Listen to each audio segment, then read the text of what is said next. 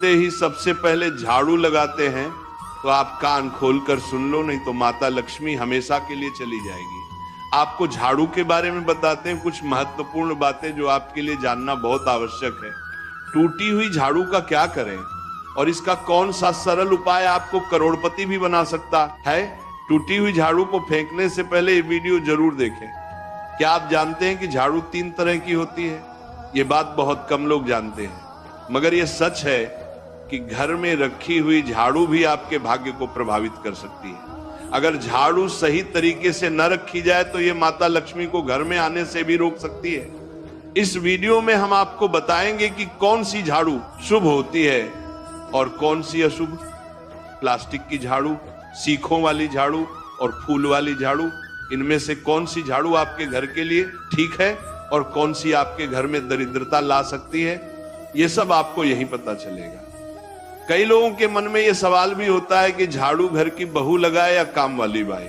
इसका जवाब भी हम आपको देंगे, क्योंकि झाड़ू सिर्फ सफाई का सामान नहीं है, बल्कि इसे शास्त्रों में माता लक्ष्मी का प्रतीक माना गया है। झाड़ू अगर सही तरीके से इस्तेमाल की जाए तो ये इंसान को मालामाल बना सकती है, लेकिन अगर झाड़ू से जुड़ी कुछ गलतियां कर दी जाए तो वही इंसान कंगाल भी हो सकता है।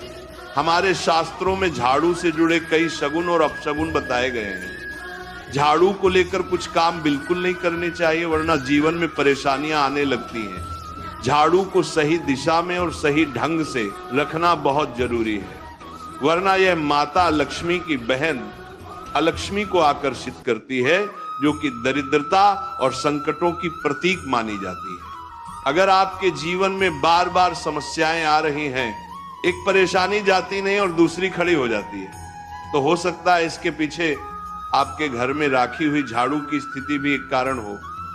अगर जीवन में सब कुछ सामान्य चल रहा है तो ठीक है, लेकिन अगर बार बार उथल पुथल हो रही है तो आपको एक बार झाड़ू से जुड़ी इन बातों पर ध्यान देना ही चाहिए। झाड़ू से जुड़ी ये सारी बातें आपके जीवन की दिशा बदल सकती हैं अगर आप उन्हें समझें और अपनाएं।